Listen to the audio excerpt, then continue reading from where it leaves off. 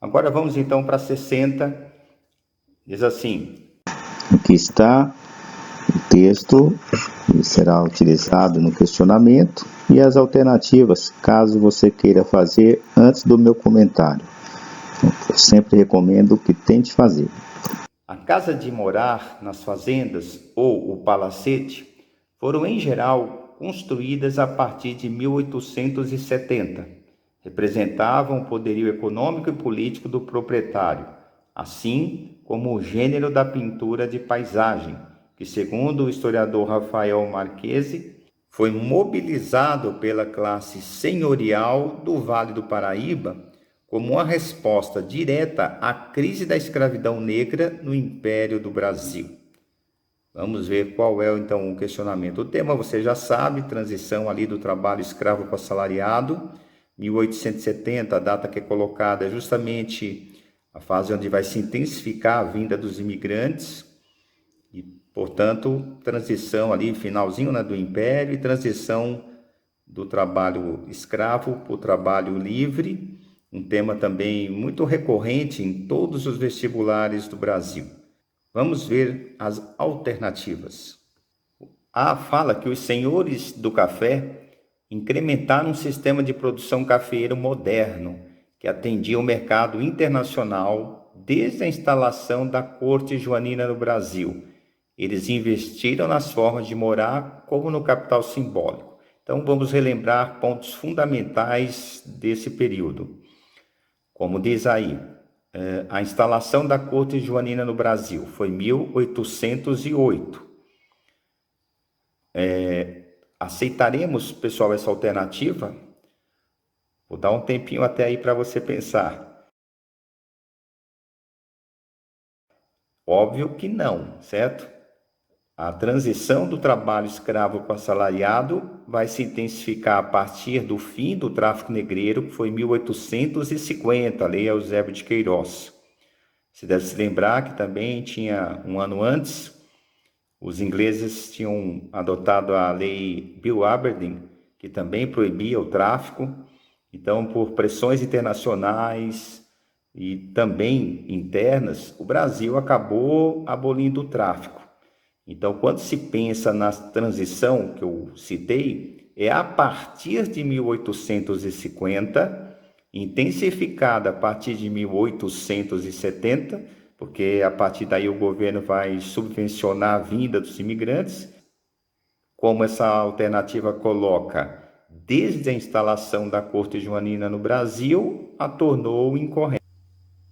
A B fala que na crise capitalista da década de 1870, os produtores de café no Brasil alavancaram o tráfico de escravizados vindo da África e investiram na riqueza simbólica de suas propriedades. Eu enfatizei com vocês que a partir de 1870 vai se intensificar essa transição do trabalho escravo para o assalariado.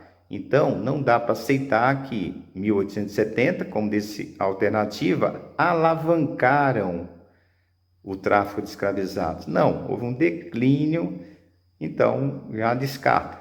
Vamos para C. No segundo reinado, com a intensa crise da obtenção de escravizados para as plantações de café e a acirrada disputa na definição das políticas migratórias, os cafeicultores redefiniram seu capital simbólico. Então, olha, vamos lá. Houve uma intensa crise na obtenção de escravizados? Podemos aceitar, certo? A gente sempre tem, eu chamo a atenção de vocês que essas palavras mais enfáticas, a gente tem que ter cuidado com elas, mas até a gente ter todas as alternativas, daria para aceitar. Eu sempre recomendo que, se fosse o caso, você colocaria aí uma bolinha, né? Ela é possível ser a alternativa correta. E aquelas mais escandalosamente erradas, você já passa um traço ali de lápis, certo? Para não voltar a ler caso seja necessário. Porque muitas vezes vai acontecer isso.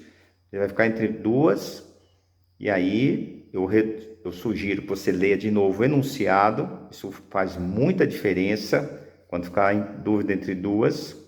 Você lê o enunciado e foca só nas duas que você está em dúvida. Aí você vai chegar na questão correta.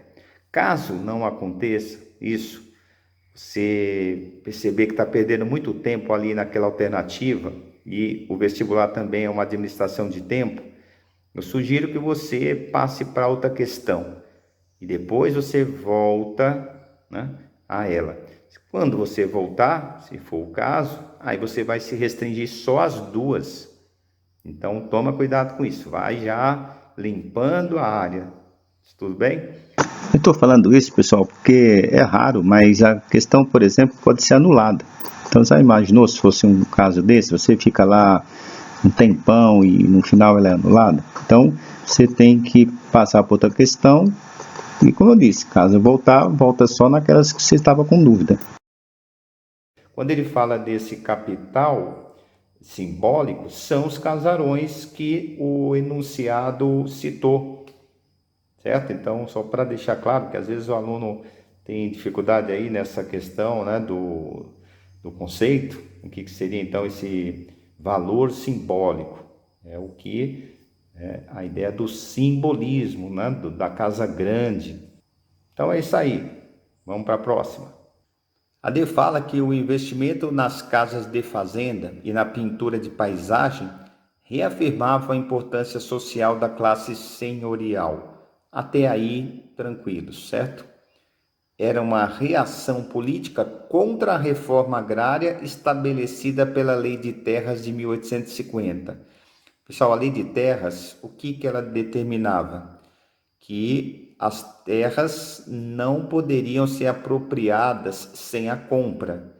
Em outras palavras, as terras chamadas devolutas, aquelas que não tinham um dono específico, não poderiam, por exemplo, ser ocupadas por ex-escravos ou mesmo por imigrantes, porque essas pessoas geralmente eram destituídas de capital e não tinham dinheiro, né, para comprar a propriedade. Então, a Lei de Terras, ela veio para beneficiar os grandes proprietários de terra e nada de reforma agrária, muito pelo contrário. Então, a alternativa correta é a C, que fala que houve, então, né, uma disputa na definição das políticas migratórias e eles redefiniram seu capital simbólico.